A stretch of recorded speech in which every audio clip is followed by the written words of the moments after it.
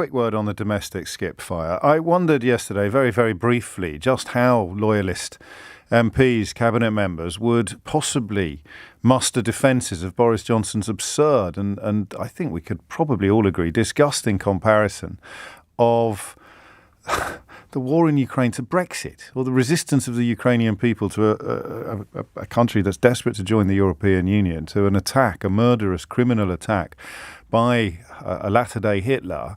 Boris Johnson spoke of it in the same breath as the referendum result in 2016. And I only wondered briefly how they'd do it, because, of course, it's obvious how they do it. How on earth do you defend that? You pretend he didn't do it. So Sajid Javid this morning claiming that it is spurious to say that the Prime Minister compared Ukrainians fighting for their independence to the Brexit referendum.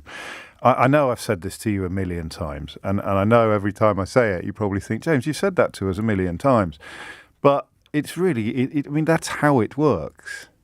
You just have to start denying reality eventually in order to keep your sunk cost fallacy alive. The sunk cost fallacy, which I Googled this morning just to be 100% clear on my understanding of it, is basically the idea that if you've invested so much in something, you can never really pull out. The best example, and I used to use this a lot back in the day, is the scams that you get sent in the email or in the post when it comes through saying that if you could just lend me £10,000, I can get £20 million out of my late uncle's estate and we can split it down the middle.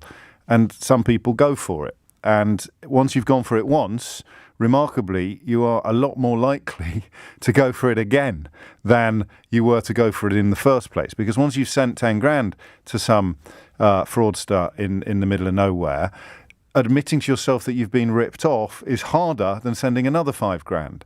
And then another 5 grand, and then another 5 grand until you've got nothing left. And that is the sunk cost fallacy. And so it is now with Boris Johnson. You see it more perhaps in the right-wing media, because they have to fill space every single day of every single week than you do in the front line of the Conservative cabinet, because they come out one at a time, once a day, to do the so-called media rounds. But today is an important day in the decline of British politics. Today is the day when the Health Secretary denied something that everybody saw yesterday. Today is the day that Sajid Javid, and to a lesser extent yesterday Rishi Sunak, I suppose you could call that the Sunak cost fallacy, but today Sajid Javid, a cabinet minister in the United Kingdom in 2022, denied that something everybody saw happen yesterday happened.